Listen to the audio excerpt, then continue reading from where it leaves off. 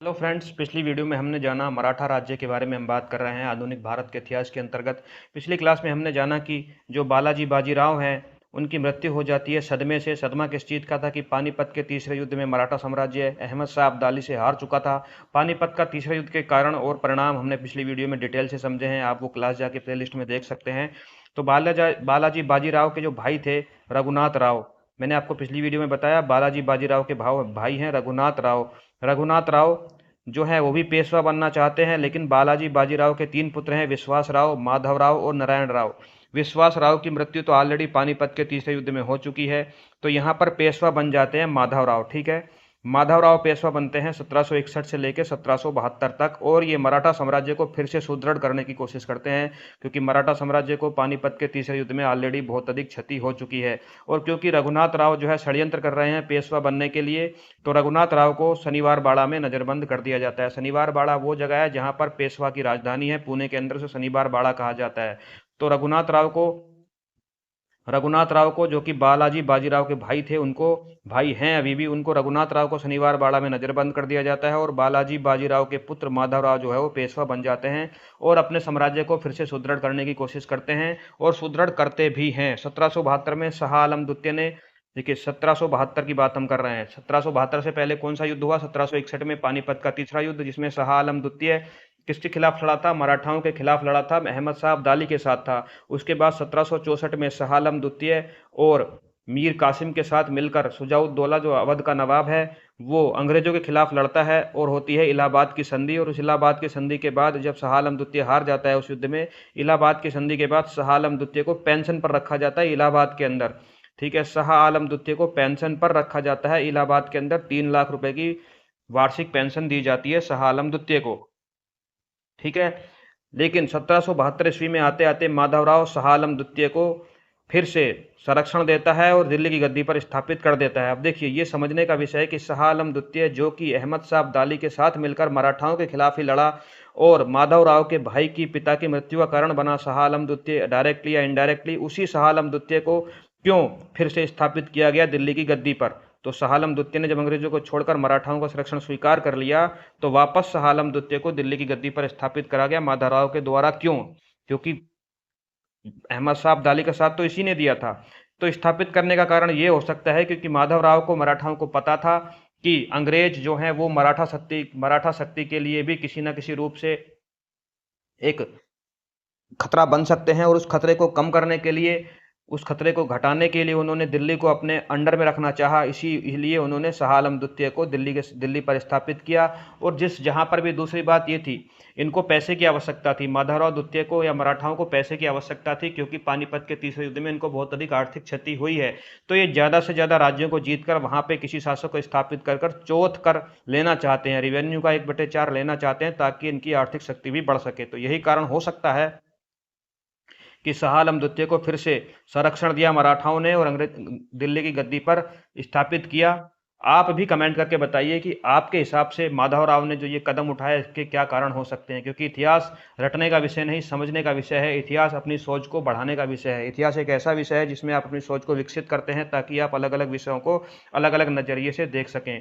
1772 में ही माधवराव पेशवा की टीबी के कारण मृत्यु हो जाती है। अब देखिए, माधवराव के बाद जो पेशवा बनता है, मैंने आपको बताया बालाजी बाजीराव के 3 पुत्र थे। विश्वास राव जो पानीपत के तीसरे युद्ध में मारा गया, माधवराव पेशवा जिनकी 1772 में टीबी कारण मृत्यु हो गई, तो अब पेशवा बनते हैं नारायण राव। और पेशवा पद के अभी भी एक दावेदार हैं रघुनाथ राव, जो कि शनिवार बाड़ा में पुणे के अंदर नजरबंद हैं। तो नारायण राव पेशवा बनते हैं, और नारायण राव जैसे ही पेशवा बनते हैं 1772 में, वो रघुनाथ राव को रिहा कर देते हैं। और रघुनाथ राव रिहा होते ही षड्यंत्र रचता है और नारायण राव की हत्या करवा देता है। रघुनाथ राव जिनको बंद किया हुआ था, नजरबंद किया हुआ था, उनको रिहा करता है नारायण राव, और वही रघुनाथ राव जो है वो नारायण राव की हत्या करवा देता है 1773 में, और खुद को पेशवा घोषित कर लेता है। लेकिन उसके खुद को पेशवा घोषित करने के बाद भी जो परिषद, जो संघ था, जो मैंने आपको बताया था, सिंधिया, भोसले, होलकर, ये मैंने आपको पिछली वीडियो में बनाया किस तरह से मराठा परिसंघ की स्थापना करी थी बाजीराव ने।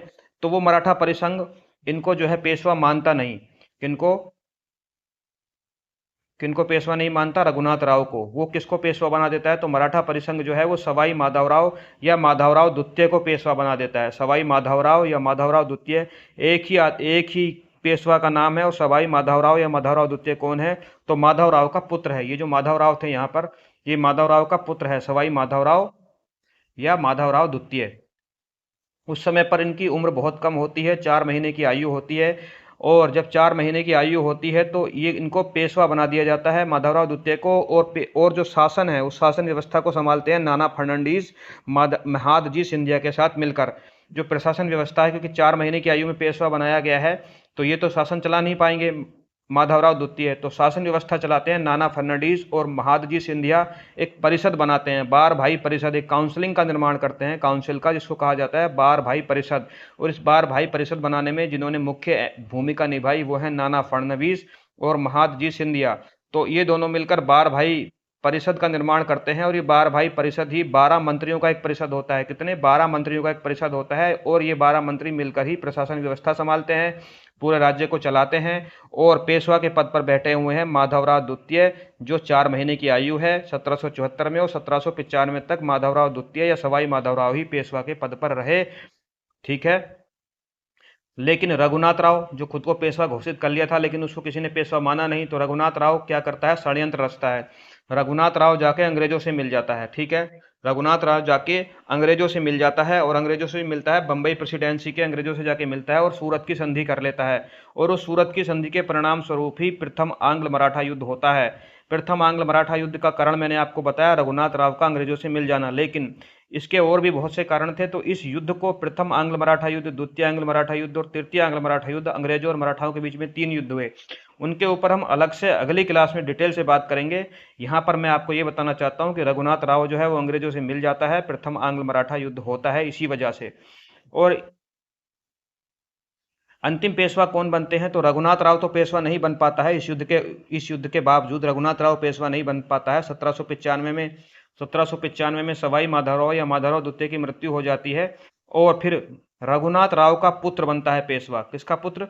रघुनाथ राव का पुत्र जो है बाजीराव द्वितीय। बाजीराव द्वितीय पेशवा बनता है। ये अंतिम पेशवा है मराठाओं का, मराठा साम्राज्य का अंतिम पेशवा है बाजीराव द्वितीय। ये रघुनाथ राव का पुत्र होता है। ये 1795 में पेशवा बनता है और 1718 तक रहता है। और इसी के दौरान 1718 में होता है तृतीय आंग्ल मराठा युद्ध। तृतीय आंग्ल मराठा युद्ध होता है और तृतीय आंग्ल मराठा युद्ध में पेशवा पद को समाप्त कर दिया जाता है और मराठा साम्राज्य जो है अंग्रेजों के अधीन आ जाता है। ठीक है। कुछ इस तरह से अंतिम पेशवा कौन है? बाजीराव द्वितीय। अब यहाँ से रघुनाथ राव से लेकर और बाजीराव द्वितीय के बीच में अंग्रेजों और पेशवाओं के बीच में यानी मराठाओं के बीच में 3 तो युद्ध होते हैं और बहुत सारी संधियां होती हैं। उन तीनों युद्धों के बारे में और सारी की सारी संधियों के बारे में हम अगली क्लास में डिटेल से बात करेंगे। तो आप अभी इस वीडियो को, क्लास को यहाँ पर पॉज करके जाइए कि सवाई माधवराव को पेशवा बना दिया गया है। बालाजी बाजीराव के जो पुत्र थे माधवराव, उन माधवराव का पुत्र है सवाई माधवराव जो 4 महीने का है, उनको पेशवा बना दिया गया है। और नाना फर्नांडीज और महादजी सिंधिया ने बार भाई काउंसिल, बार भाई परिषद की स्थापना करी है और साम्राज्य को चला रहे हैं महादजी सिंधिया और नाना फर्नांडीज बार भाई परिषद के अंतर्गत, जिसमें 12 मंत्री हैं।